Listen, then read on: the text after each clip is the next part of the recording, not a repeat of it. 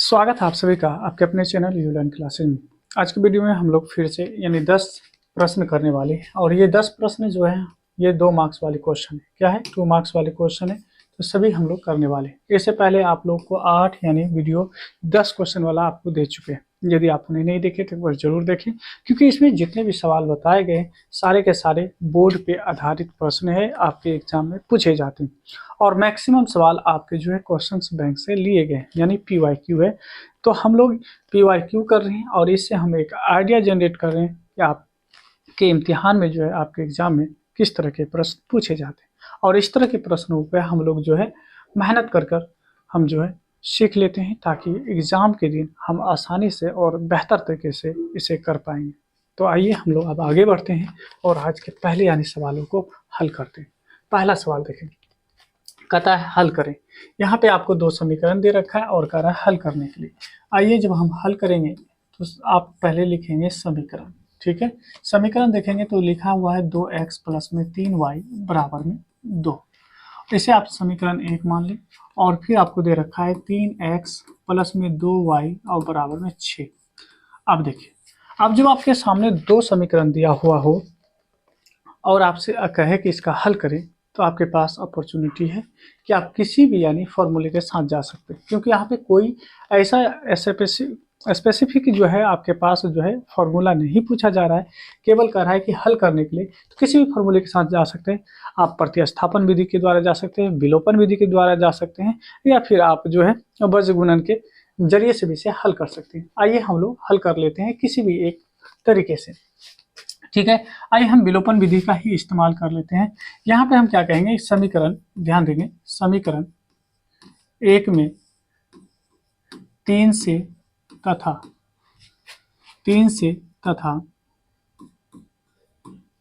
समीकरण 2 में 2 से गुणा कर घटाने पर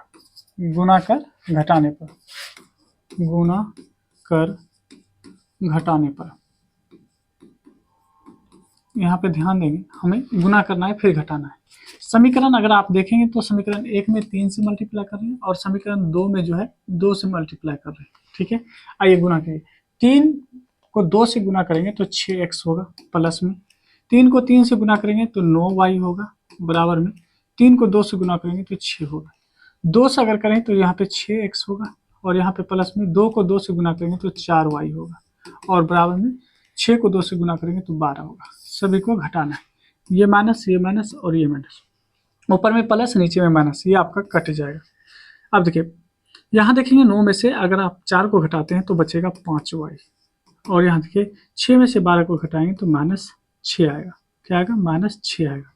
ठीक है, यहाँ से अगर हम देखें y का वैल्यू क्या आ गया तो -6/5 आ गया।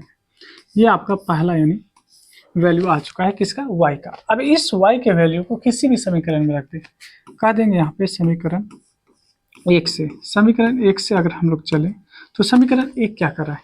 कर रहा है 2x प्लस में 3y बराबर में 6। क्या कर रहा है? 2x प्लस में 3y बराबर में 6। आप यहाँ पे देखेंगे, आप लोग नीचे लिख लीजिएगा, हम यहाँ पे लिख रहे हैं।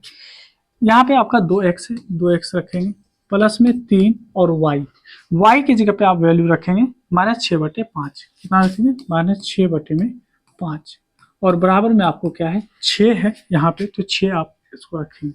ठीक है, आइए अब यहाँ पे देखेंगे तो 2x यहाँ पे प्लस और माइनस हो जाएगा और 6 को 3 से गुना करेंगे तो 18/5 बराबर में 6।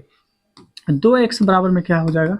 6 और इसको जैसे उस साइड लेके जाएंगे तो ये हो जाएगा आपको प्लस 18/5। इनका अगर एलसीएम निकालेंगे तो 5 आएगा और 5 इसके नीचे कुछ नहीं तो 1 आप कह सकते हैं और ये 5 बार में लगेगा और 5 को 6 से गुना करेंगे तो 30 और ये हो जाएगा आपका 18। क्यों? 5 से एक बार में और 1 को 18 से गुना करेंगे तो बराबर में ये आपका 2x है। अब इन दोनों को अगर जोड़ें तो 2x बराबर में आप कह सकते हैं 48 और बटे में क्या आ जाएगा? 5। ठीक है, आप यहाँ से अगर इसे काटें तो आप कह सकते हैं 2 इकाई 2 और 24 दूना 48। तो हम लोग कह सकते हैं कि x बराबर में 24/5। कितना? 24/5। तो इस तरह से हम लोग हल कर चुके हैं, यानी x और y का वैल्यू आ चुका है। तो यहाँ x का वैल्यू आया है 24/5 और y का वैल्यू आया है -6/5। ठीक है, आइए अब हम लोग दूसरे सवाल को हल करते हैं।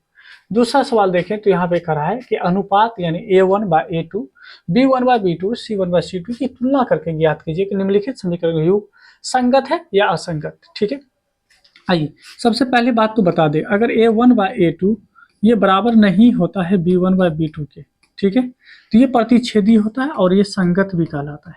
ये क्या होगा? संगत होगा। अगर A1/A2 बराबर में B1/B2 और बराबर में C1/C2, ठीक है, और बराबर अगर ये तीनों आपस में बराबर है तो ये भी आपका संगत होता है। क्या होता है? ये भी आपका संगत और संपाती रेखा कहलाता है। अगर A1/A2 ये बराबर है B1/B2 के, लेकिन ये बराबर नहीं है C1/C2 के, तो ये आपके असंगत कहलाएंगे। क्या कहलाएंगे? असंगत कहलाएंगे। ठीक है, असंगत कहलाएंगे। ठीक है, आइए इसी का इस्तेमाल करेंगे।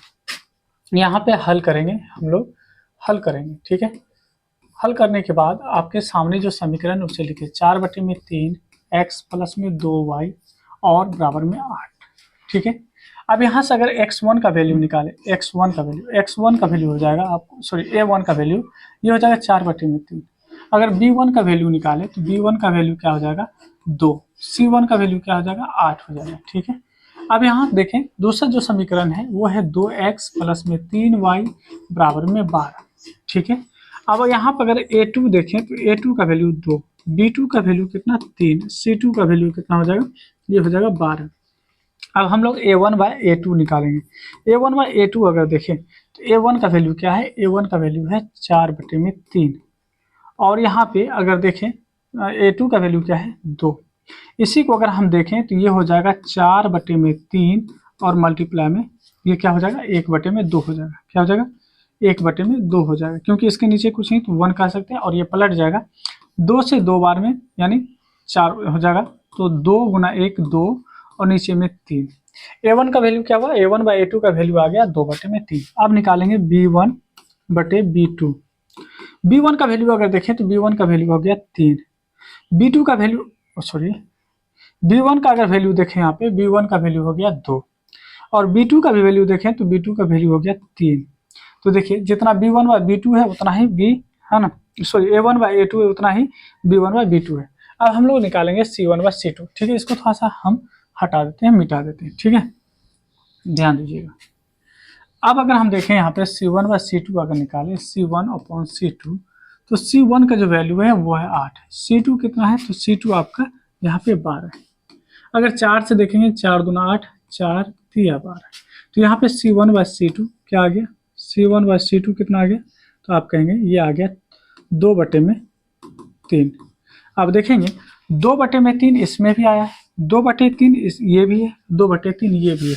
कहने का मतलब ये हो गया कि A1/A2 जितना है उतना ही B1/B2 है और जितना B1/B2 उतना ही C1/C2, यानी तीनों आपस में क्या है? बराबर है। और ये है कितना? तो 2/3 है। और ये सब के सब जब बराबर होते हैं तो ये संपाती होते हैं और इसी को कहते हैं संगत। तो ये संगत होगा। क्या होगा? संगत होगा। ठीक है, संगत होगा। उम्मीद करते हैं कि आप इसे समझ चुके होंगे। आइए आगे बढ़ते हैं। अगला सवाल देखें तो अगला सवाल है त्रिभुज का क्षेत्रफल ज्ञात करें जिसके शीर्ष के निर्देशांक दिए गए। ठीक है, आइए इसको हम लोग हल कर लेते हैं। ठीक है, देखिए सबसे पहले हम लोग क्या करेंगे? एक ट्राइंगल बना लेंगे। ट्राइंगल बनाएं। ट्राइंगल का शीर्ष है क्या क्या? तो ये अगर ए इसको मान ले तो इसको कहेंगे -3 0। इसको अगर बी मान ले ये हो जाएगा 5 -2। अगर ये सी कह लें तो ये हो जाएगा -8 और 5। ठीक है, कोई दिक्कत नहीं। इसका एरिया मांग रहा है तो जो उनको दिया गया है वो आराम से लिख लेंगे और यहाँ पे कहेंगे -3 0 5 -2 एंड -8 और 5। ठीक है, अगर यहाँ पे x1 की बात करें तो x1 हो जाएगा आपको -3। अगर x2 की बात करें तो x2 कितना हो जाएगा? 5। x3 की बात करें तो यहाँ पे x3 हो जाएगा -8। अगर यहाँ पे कह दें x यानी y1 कितना है? y1 तो y1 हो गया 0। y2 कितना हो गया? तो -2। क्या हो गया -2 और y3 कितना हो गया, तो ये हो गया आपको 5, राइट। आइए त्रिभुज का क्षेत्रफल निकाल लेते हैं। त्रिभुज का क्षेत्रफल, त्रिभुज का जो क्षेत्रफल होता है इसका फॉर्मूला क्या होता है देख लीजिए, ये होता है 1/2 है ना, into x1 y2 minus y3, ठीक है। थोड़ा सा हम नीचे लिखते हैं क्योंकि यहाँ पे ये आएगा नहीं, ठीक है। क्षेत्रफल बराबर में क्या होता है 1/2, आप लिख लीजिएगा 1/2 x1 y2 माइनस y3, उसके बाद यहाँ पे लिखेंगे x2, कहेंगे y3 माइनस y1, और फिर यहाँ पे होता है x3, तो कहेंगे y1 माइनस y2। ये हमारा क्या होता है फॉर्मूला होता है, कोई दिक्कत नहीं। 1/2 देखिए x1 का वैल्यू क्या है -3 लगा देंगे, y2 क्या है, y2 है -2, फिर ये वाला माइनस, y3 क्या है 5, फिर यहाँ पे प्लस में x2 की जगह पे 5, उसके बाद y3 क्या है 5 माइनस y1 क्या है 0, उसके बाद देखिए x3 क्या है -8, उसके बाद देखिए y1 कितना है y1 0 माइनस y3 क्या है तो 5 है, क्या है 5। चलिए 1/2, अब यहाँ पे देखेंगे -3 -2 माइनस यानी 5, तो ये हो जाएगा -7, ठीक है। इसके बाद प्लस में 5 गुना 5 हो जाएगा क्योंकि 5 में से 0 5 ही होगा। इसके बाद देखिए यहाँ पे देखेंगे तो ये आपको प्लस रहने दीजिए -8 और ये हो जाएगा आपको -3, ठीक है। आगे आइए, ये 1/2 होगा, उसके बाद देखिए माइनस इंटू माइनस प्लस, 7 या 21 प्लस 5 गुना 5 25 plus minus into minus plus और 8 या 24, सभी को क्या करेंगे आप ऐड करेंगे, सभी को क्या करेंगे ऐड करेंगे, ठीक है। 1/2, उसके बाद सभी को अगर ऐड किया जाए 24 और 21 होता है 45, 45 5 50 20 70, तो कहेंगे 70 कितना हो जाएगा 70, और 70 को जैसे 2 से डिवाइड करेंगे तो मिलेगा 35, तो 35 स्क्वायर यूनिट हो जाएगा, 35 स्क्वायर यूनिट, ये हम लोग का क्या हो जाएगा फाइनल आंसर हो जाएगा, ठीक है। तो ये हम लोग का फाइनल आंसर था। आइए आगे बढ़ते हैं, अगले सवाल को हल करते हैं। अगला सवाल है कि यदि 2x प्लस में k y बराबर में 3 और x माइनस h y बराबर में 2, तो कह रहा है x बराबर का हल जो है x बराबर में 1 है y बराबर में 3 है, तो h और k का मान ज्ञात करें। आइए हम लोग हल कर लेते हैं। कहता है 2x प्लस में k y बराबर में 3, और अगला कहता है यहाँ पे दूसरा जो दे रखा है x माइनस एच वाई बराबर में 2, और x का वैल्यू दे रखा है 2 यानी 1 और y का वैल्यू दे रखा है 3।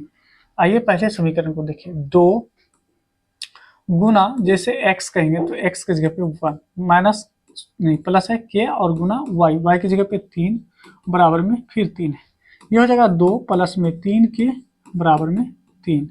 यहाँ से अगर देखें तो 3 के बराबर में 3 और ये 2 इधर आएगा तो माइनस हो जाएगा, तो 3 के बराबर में हो जाएगा 1, तो k बराबर हो गया 1/3, तो k का वैल्यू आ गया 1/3, क्या आ गया 1/3 आ गया, राइट।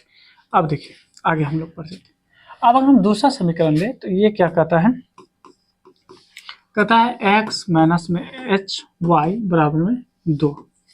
देखिए x की जगह पे क्या रखेंगे 1 माइनस में h है ना, और y का वैल्यू क्या है 3 बराबर में 2, ठीक है। आगे देखेंगे, ध्यान देंगे यहाँ पे आगे अगर देखें यहाँ पे तो 1 माइनस में 3h बराबर में 2, ये हो जाएगा। आप अगर देखें तो -3h बराबर में कहेंगे 2, 1 इधर आएगा तो माइनस, तो -3h बराबर में कहेंगे 1, तो h बराबर में क्या होगा तो 1/-3, ये हो जाएगा h का वैल्यू। इस तरह से जो है हम लोग ना k और h का वैल्यू निकाल चुके हैं, और ये हम लोग का क्या है सही आंसर आ चुका है। आप लिख सकते हैं कि अतः k बराबर में 1/3 और h बराबर में -1/3, ये हम लोग का क्या है फाइनल आंसर है। आइए अगले सवाल को हल करते हैं। अगला सवाल है कि यदि त्रिभुज ABC की भुजा BC पर D एक ऐसा बिंदु है कि जो एंगल ADC बराबर में एंगल BAC है, तो सिद्ध करें कि CA अपॉन में CD और फिर करा है सी बी अपॉन में सी ए। ठीक है, आइए इस सवाल को हल कर लेते हैं। सबसे पहले तो क्या कहा कि ए बी सी एक त्रिभुज है, तो ए बी सी एक त्रिभुज है, एक त्रिभुज बना लेते हैं। ये है ए, ये है बी और ये है आपका सी।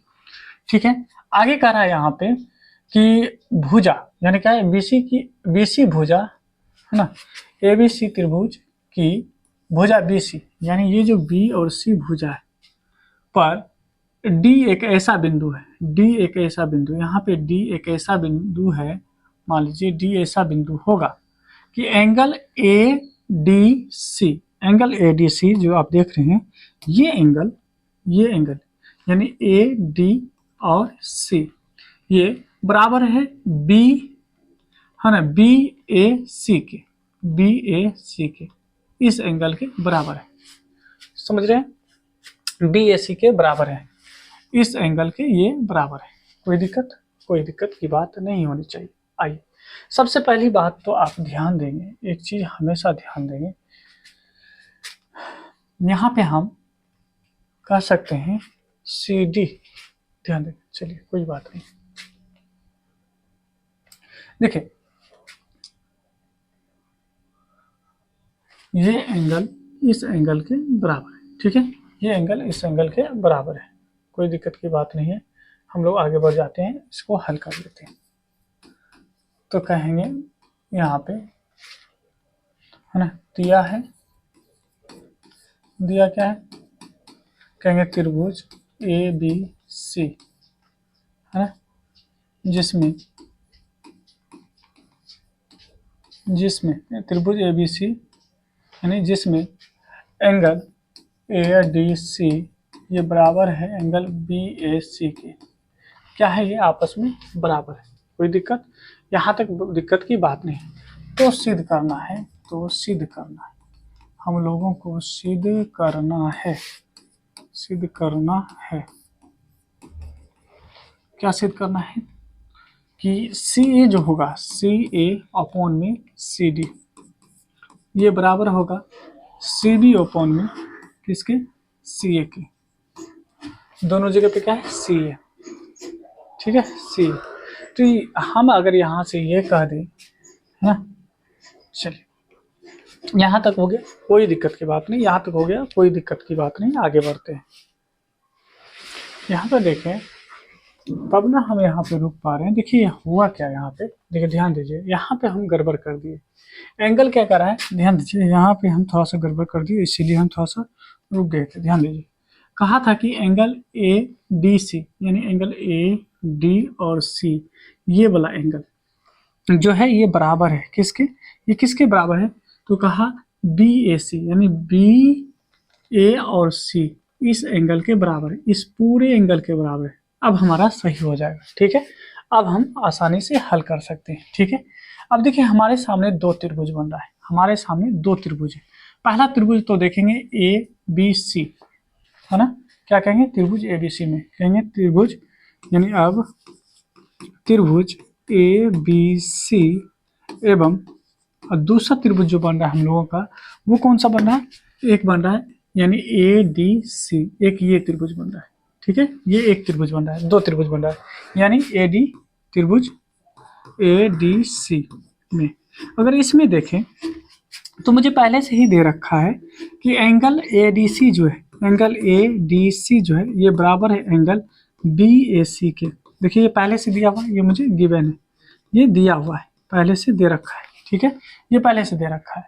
लेकिन आप यहाँ पे देख पा रहे होंगे दोनों त्रिभुज की बात जब भी कर रहे हैं हम, इसमें दोनों त्रिभुज की बात जब भी कर रहे हैं तो ये बड़े वाले त्रिभुज में देखेंगे ये जो आपका यानी BAC अगर आप देख पा रहे होंगे तो ये एंगल, और छोटे वाले अगर आप ट्रायंगल देख रहे होंगे है ना, छोटे वाले ट्रायंगल अगर देख रहे होंगे ADC ये देख रहे होंगे तो इसमें भी आपका क्या आ रहा है, ये एंगल आ रहा है। तो ये दोनों एंगल C जो है कॉमन है, एंगल C जो है दोनों के लिए क्या है, एंगल कॉमन है, ये आपका कॉमन है।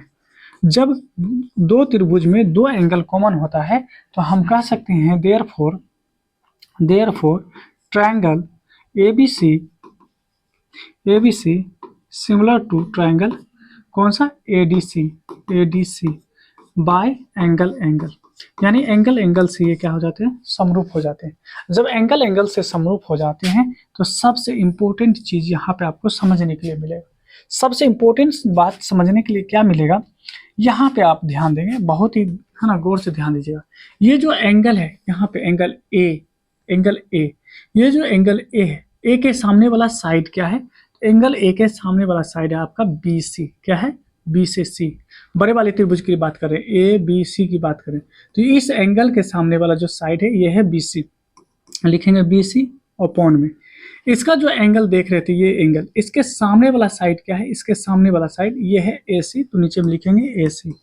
नेक्स्ट, कॉमन के सामने वाला जो साइड है बड़े वाले त्रिभुज में, यानी ए बी सी की बात करें तो इसके सामने वाला, क्योंकि ये कॉमन एंगल था ना, इसके सामने वाला है ए बी, तो कहेंगे ए बी।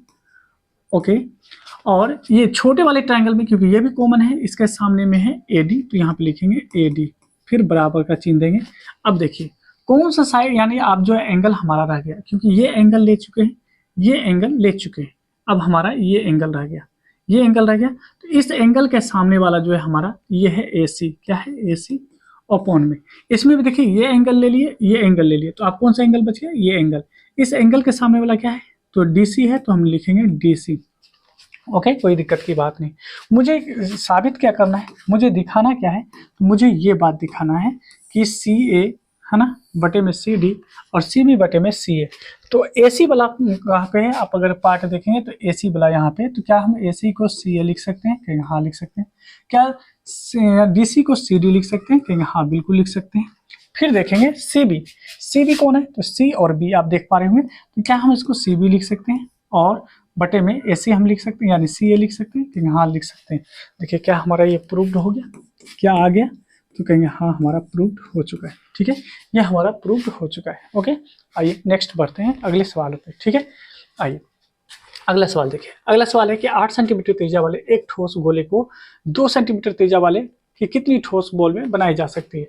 तो बात यह है कि मेरे पास जो एक गोला है, गेंद है ना, ये अगर गोला को देखा जाए, इसकी त्रिज्या कितना दे रखा है, ये गोला है, मान लीजिए ये गोला है। ठीक है, इसको आप गोला ही समझेंगे।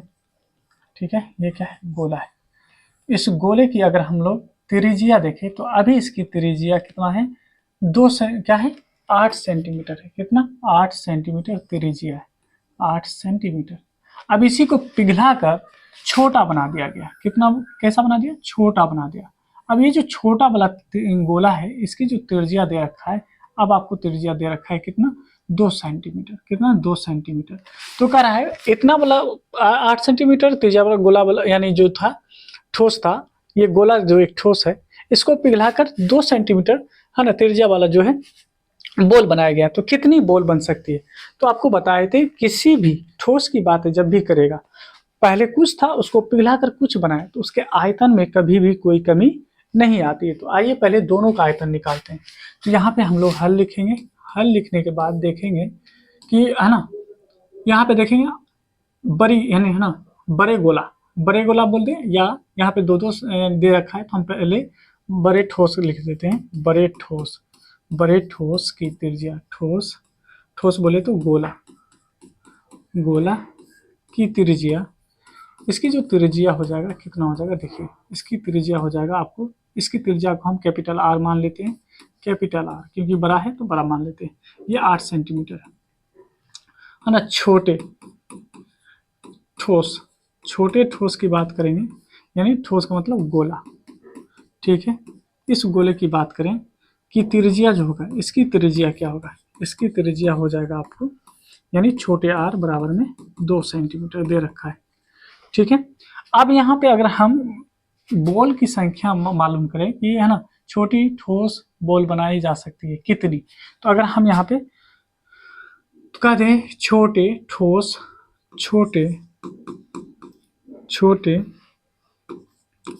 ठोस यानी बॉल की संख्या, बॉल की संख्या, इसकी अगर संख्या निकालें तो यहाँ ध्यान देंगे तो बड़े ठोस का आयतन है ना, बड़े ठोस का आयतन, ठोस का आयतन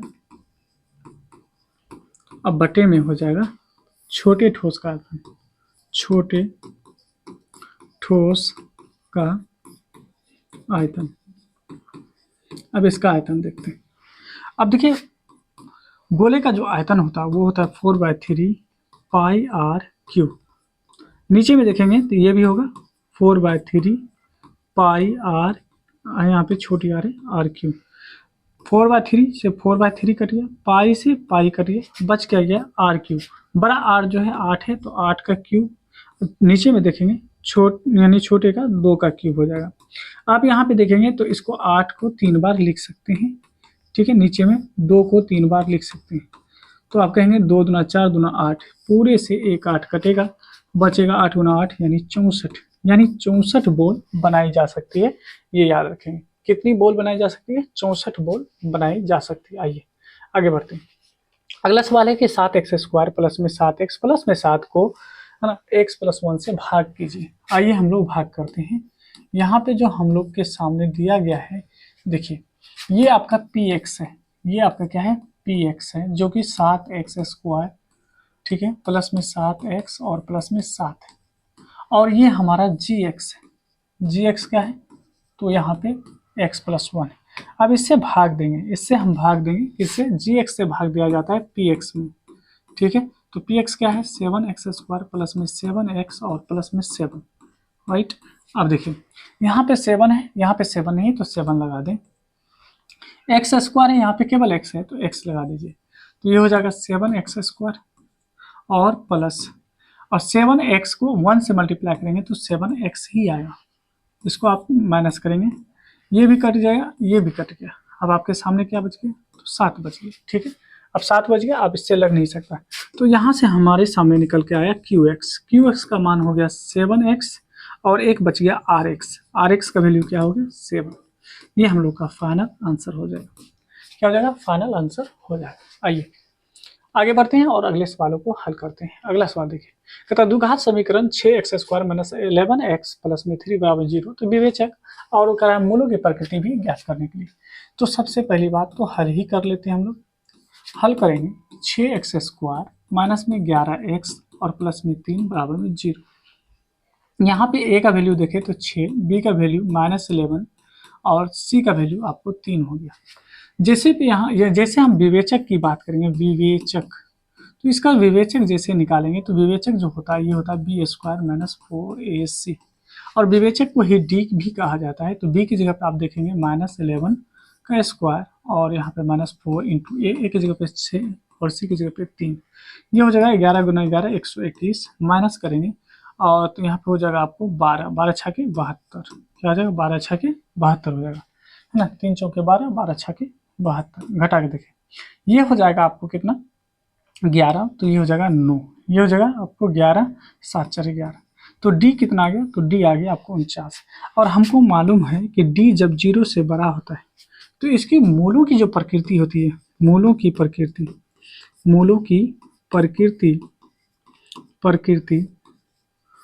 वास्तविक, क्या होता है? मूलों की प्रकृति वास्तविक और इसका जो मान निकलेगा अलग अलग होगा। क्या होगा? अलग अलग।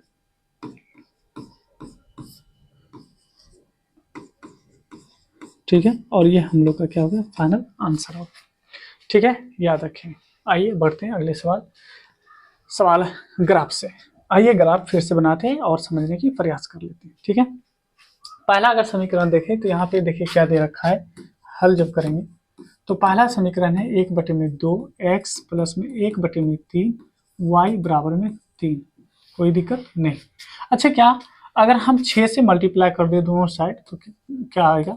देखिए 1/2 x और 6 1/3 y और बराबर में 6 गुना 3, क्योंकि हम दोनों तरफ क्या किए हैं? 6 से हम मल्टीप्लाई कर दिए। 6 से मल्टीप्लाई करने से ये हो जाएगा, जो बटे में आपको 3 और 2 दिख रहा है ये हट जाएगा, और दोनों का एलसीएम 6 है, इसीलिए हम 6 से मल्टीप्लाई किए। अब आइए इसको हम देखते हैं आगे क्या आता है। देखिए 2 से काटेंगे 3 बार में, 3 से काटेंगे 2 बार में।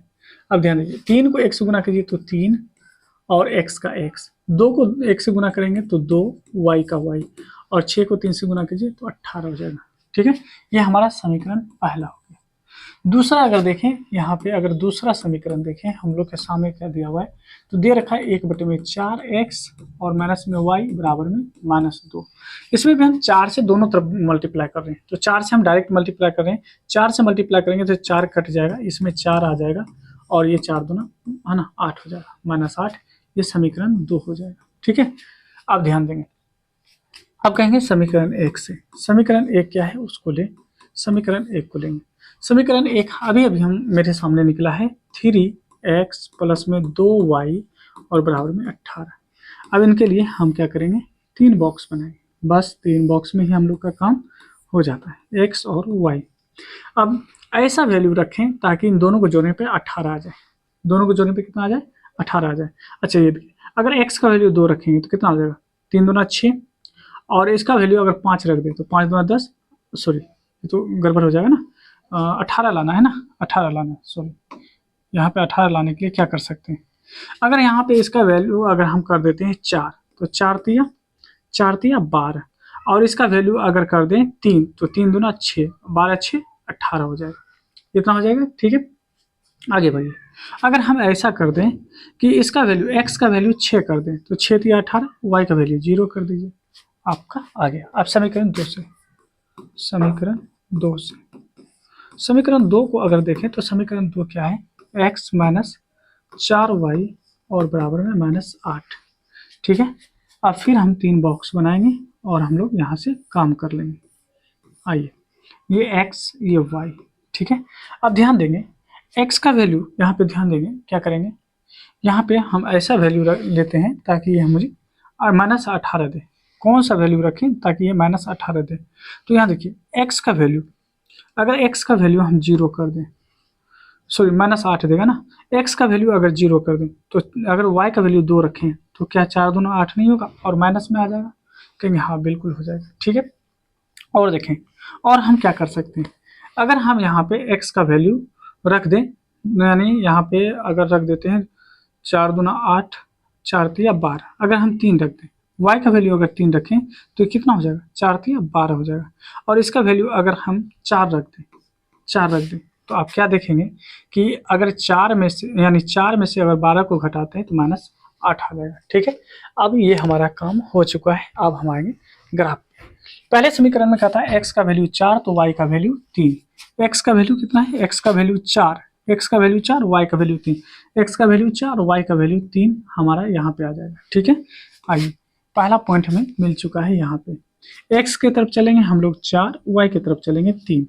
फिर दूसरा क्या कहता है, x का वैल्यू 6 तो y 0, तो हम इसी पे रह जाएंगे, इसी पे रह जाएंगे। अब इस दोनों को क्या करेंगे, मैच कर देंगे, दोनों को क्या करेंगे, मैच करेंगे। यहाँ पे हम रूलर लेते हैं और मैच कर लेते हैं। ठीक है, रूलर लेके हम मैच कर लेंगे। ओके, यहाँ पे हम इसको रखेंगे और इसे मैच कर लेंगे। ठीक, यहाँ पे देखें तो हम है ना मैच कर रहे हैं। चलिए, हम इसको मैच कर चुके हैं। अब ये हमारा मैच हो चुका है। अगर थोड़ा सा इधर उधर आपको दिख रहा होगा तो उसको सही कर लेंगे आप। ठीक है, इसको आप सही कर लेंगे। राइट, ये हमारा हो गया। अगर यहाँ पे देखें, ये जो वैल्यू था ये था आपका क्या, ठीक है, ये था, है ना। यहाँ पे अगर हम देखें, ये हो गया आपका x का वैल्यू 6 और y का वैल्यू क्या हो जाएगा, y का वैल्यू हो जाएगा हमारे सामने। ठीक है, क्या दिक्कत है,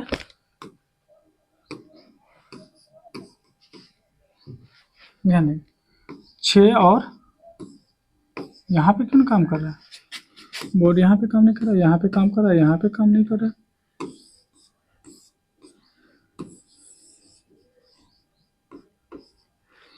गड़बड़ है, यहाँ पे काम कर रहा है।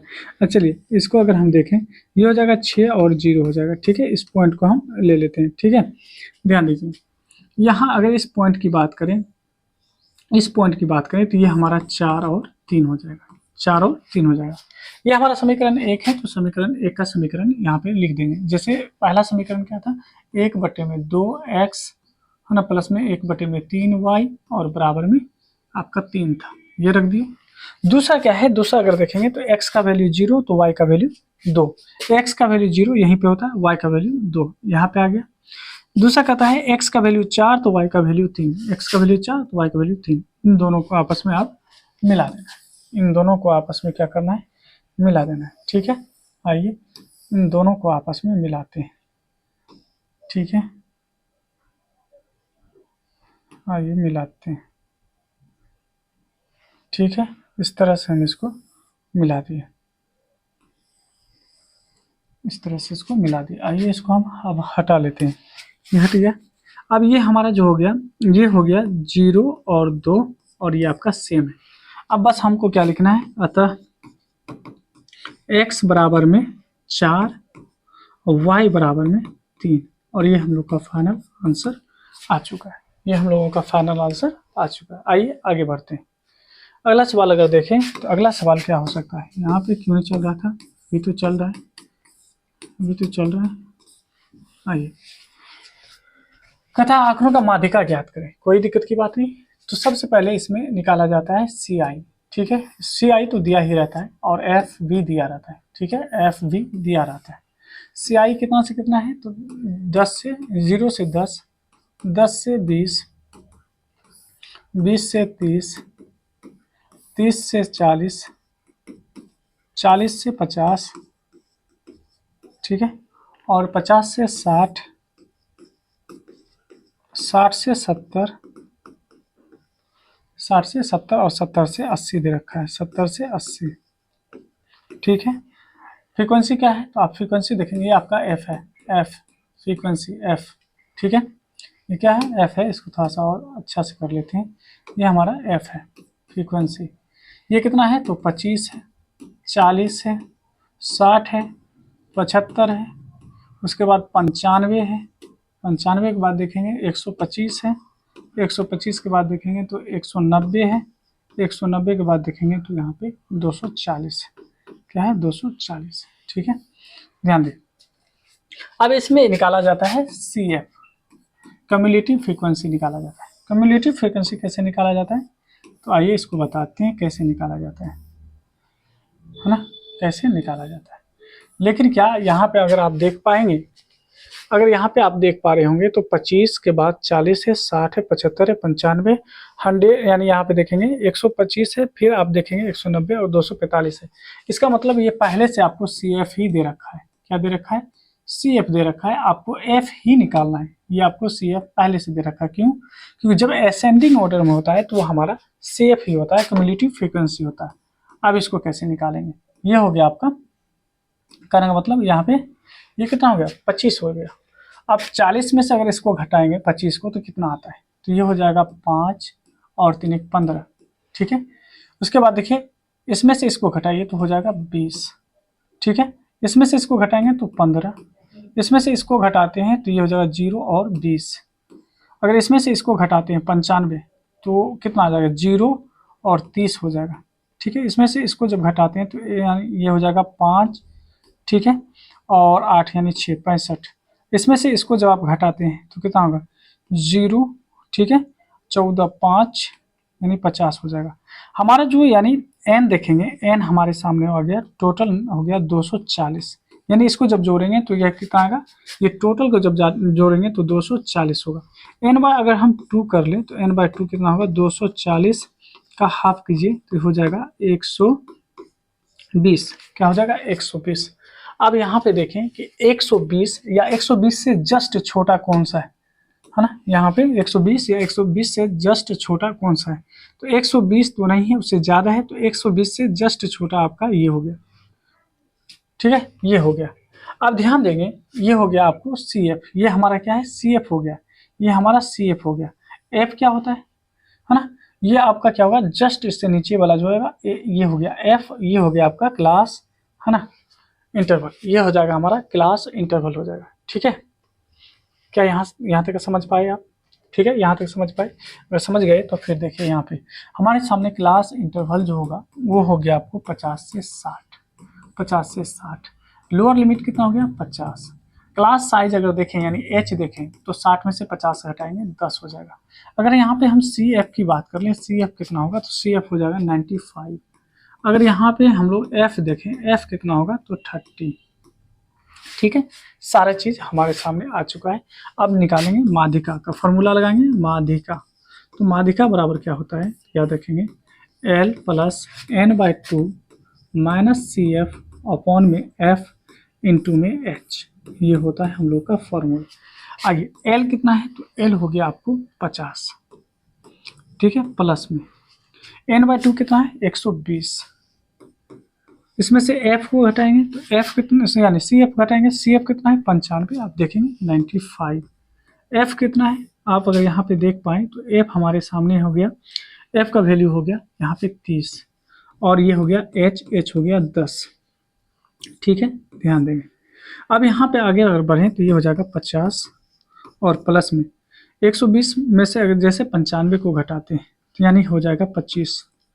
ठीक है, आप यहाँ से एक जीरो काट सकते हैं, नीचे में आएगा 3। ठीक है, ये 3 आ जाएगा। अब आगे चलकर हम क्या कहेंगे, 50 और इसमें जब हम डिवाइड करते हैं तो ये हो जाएगा 6, 8 या 24 1/3, यानी हो जाएगा ये आपको कितना 58 इंटीजर 1/3, और ये हम लोग का क्या हो जाएगा फाइनल आंसर हो जाएगा। तो ये हमारा जो है 10 सवाल आज का यानी वीडियो का यानी कंप्लीट हुआ। अब नेक्स्ट यानी जो है वीडियो आप लोग के लिए लाएंगे, उसमें और जो प्रोबेबिलिटी होता है सवाल एग्जाम में आने का, वो सारे सवालों को हल करेंगे। ठीक है, तो मिलेंगे नेक्स्ट वीडियो में, तब तक आप हमारे चैनल से जुड़े रहें और वीडियो को लाइक और सब्सक्राइब जरूर कर लीजिए। मिलते हैं नेक्स्ट वीडियो में।